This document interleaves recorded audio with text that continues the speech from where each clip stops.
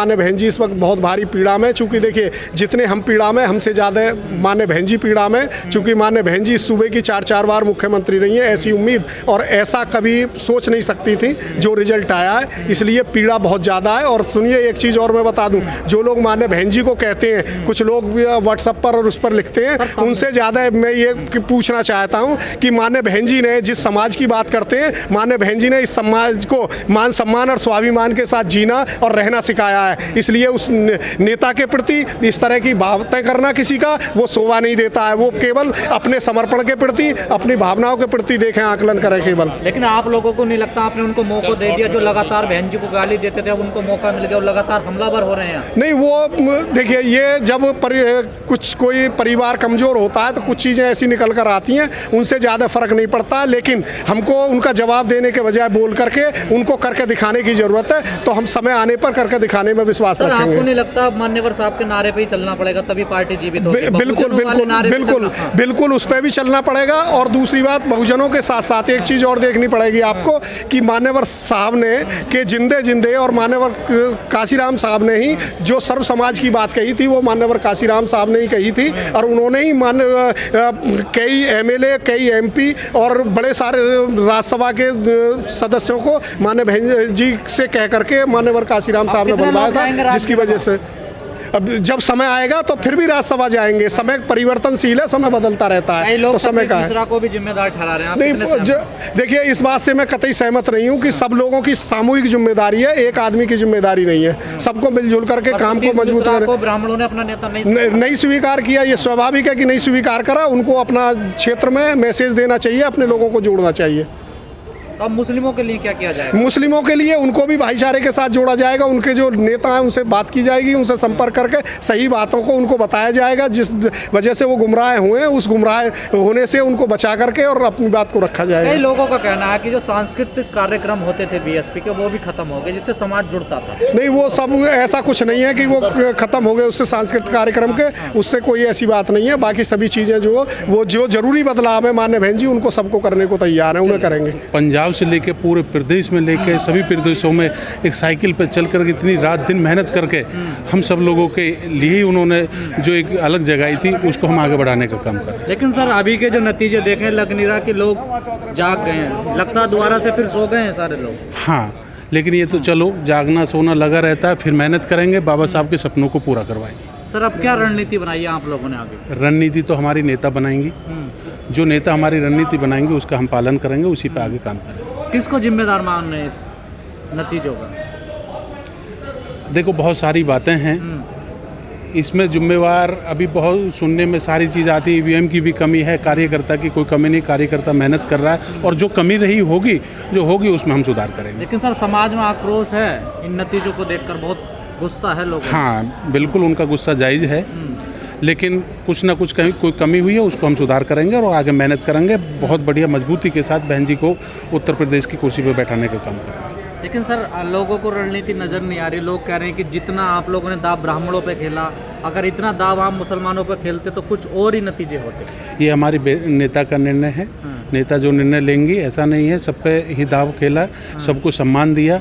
और हमारे यहाँ ये आदरणीय बहन जी ही एक ऐसी नेता हैं जो सब समाज का सम्मान करती हैं और सब समाज को जो है आगे बढ़ाने का काम। नागर जी बहन जी ने जब प्रेस कॉन्फ्रेंस करी नतीजों के एक दिन बाद, उन्होंने कहा कि मुस्लिम समाज ने हमें वोट नहीं दिया, मुस्लिमों ने धोखा दिया और वो धोखे में चले गए। उन्होंने सारा ठीकरा मुसलमानों पे फोड़ा, लेकिन ब्राह्मणों को एक बार नहीं कहा, जिनके पीछे सारे संसाधन लगे, ब्राह्मण सम्मेलन हो रहे, तमाम मिश्रा जी को कमान सौंप रखी थी। मुझे नहीं लगता कि 2% भी ब्राह्मण का वोट मिला होगा इस बार बीएसपी को। देखो वो सारी चीज़ का वो निकाल रहे हैं, मेहनत की, मिश्रा जी ने भी मेहनत की और ऐसा नहीं है, मुस्लिम समाज भी जो हमारी नेता अगर कह रही हैं तो कुछ तो कोई तो बात होगी। सतबीर जी आपको नहीं लगता अब कड़े फैसले लेने का समय आ गया है पार्टी? हाँ बिल्कुल, कड़े फैसले ले रही हैं, तो अब हमारी नेता ने शुरू कर दिया, ये हम सबके सामने कहने की बात नहीं है, वो पूरे कड़े फैसले ले रही हैं, बहुत मजबूती के साथ मीटिंग ले रही हैं और अगली रणनीति इतनी मजबूत बनाने जा रही हैं कि प्रदेश में फिर हम सरकार बना के। बसपा का कैडर खत्म हो गया क्या सर?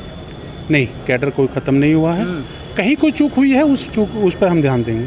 लेकिन सर जो एक बाम साहब मजबूत रीढ़ की हड्डी कहा जाता था समाज की भी और पार्टी की, जो फीडबैक देता था, वो बाम साहब नजर नहीं आता बीएसपी का, कहाँ गया कहाँ चला गया उसका पता ही नहीं सर। बहुत सारी बातें होती हैं, ऐसा नहीं है वो हमसे काम नहीं कर रहा, वो हमसे अपना काम कर रहा है। हर कार्यकर्ता, हर समाज अपनी अपनी जगह पे काम करता है, लेकिन ईवीएम के आगे सब फेल है। क्या वजह क्या है सर, कार्यकर्ताओं तक नेताओं को नहीं पहुंच रहा? आप अभी देख रहे होगे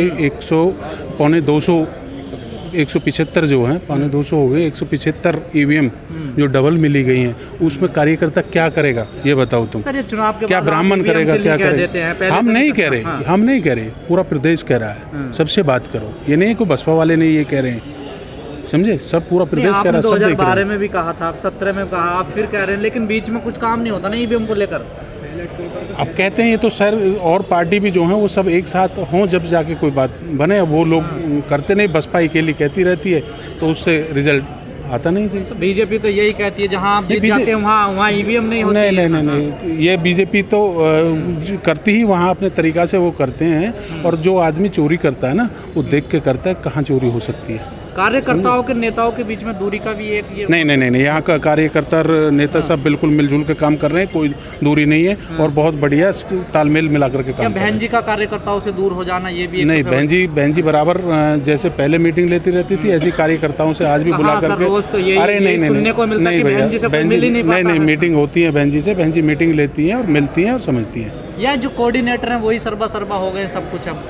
अब उनमें सुधार होगा। अब ये सारी चीज़ हमारी नेता जो फैसला लेगी उस पर हम काम करेंगे। सुधार होगा या फिर कड़ा बदलाव होगा? कड़ा बदलाव होगा। जी अध्यक्ष जी, क्या कहोगे आज मान्यवर साहब की जयंती? सबसे पहले मैं मान्यवर जो पार्टी के संस्थापक मान्यवर काशीराम साहब का आज जन्मदिन है, तो मैं सभी को पहले तो मान्य बहन जी ने जो निर्देश दिया है, वैसे तो सभी बातें इलेक्शन संबंधित उस समय बता दी थी। आज जो मान्यवर काशीराम साहब का जन्मदिन है, उसकी पहले तो मैं सभी को बधाई दूंगा और मान्यवर काशीराम साहब को सत नमन, उनको श्रद्धा सुमन अर्पित करते हुए जो ये आज जो लोग इलेक्शन जो हुआ है उससे हमारे सभी कार्यकर्ता भारी पीड़ा में हैं, क्योंकि उम्मीद के मुताबिक रिजल्ट नहीं आया है। सब पार्टी के सभी जिम्मेदार जो थे, कार्यकर्ता तो चुनाव लड़े ही ना सर। नहीं, कार्यकर्ता चुनाव लड़ाने निर्दलीय लड़ रहा हो सर। नहीं, कार्यकर्ता जो है, कार्यकर्ता चुनाव नहीं लड़ता, कार्यकर्ता चुनाव लड़ाता है हमेशा। ये बात ध्यान रख लीजिए, कार्यकर्ता चुनाव लड़ाता है और कार्यकर्ताओं ने पूरी जिम्मेदारी के साथ, पूरी मेहनत के साथ लड़ाया है। ऐसा नहीं है कि नहीं लड़ाया है, तो ये जो कह रहे हैं वो गलत कह रहे हैं कि जी कार्यकर्ताओं ने नहीं लड़ाया। कार्यकर्ताओं ने पूरी मेहनत और पूरी ताकत के साथ सभी कार्यकर्ताओं ने प्रत्याशियों को लड़ाने का काम करा है। लेकिन मान्यवर साहब के जो कारवे का आप पतन की बात कर रहे हैं, वो मान्यवर साहब के कारवे को मान्य बहन जी बखूबी बड़े अच्छे ढंग से आगे बढ़ाने का काम कर रही हैं। लेकिन चूंकि इलेक्शन में रिजल्ट उम्मीद के मुताबिक नहीं है, तो इसलिए तरह तरह की चीज़ें जो हैं वो निकल कर आ रही हैं। इसके जिम्मेदारी सभी कार्यकर्ताओं की, मेरी भी, मैं ये कहूँ या कोई भी कहे, सभी कार्यकर्ताओं की है। बहन जी की कोई जिम्मेदारी? बहन जी की जिम्मेदारी है। बहन जी के जो निर्देश हैं, बहन जी के जो आदेश हैं, उनका जिस ढंग से पालन होना चाहिए वो उस ढंग से हम लोगों ने आदेश का निर्वहन सही नहीं किया है। लेकिन जो बहन जी को जरूरी बदलाव करने चाहिए, उसके लिए माननीय बहन जी ने प्रेस कॉन्फ्रेंस करके कहा भी है कि मैं जो जरूरी कठोर जो कदम है वो संगठन के प्रति उठाए जाएंगे, उनमें भारी बदलाव की ज़रूरत है। उनको बदलाव करते हुए संगठन को मजबूती से आगे बढ़ाया जाएगा। और दूसरी बात, ये लोकतंत्र है। लोकतंत्र में कितनी बार ऊपर आना और नीचे जाना, ये लोकतंत्र की खासियत है। लेकिन लगातार हम हार रहे हैं, बिल्कुल सही बात है आपकी, लेकिन इसमें तब्दीली की जाएगी।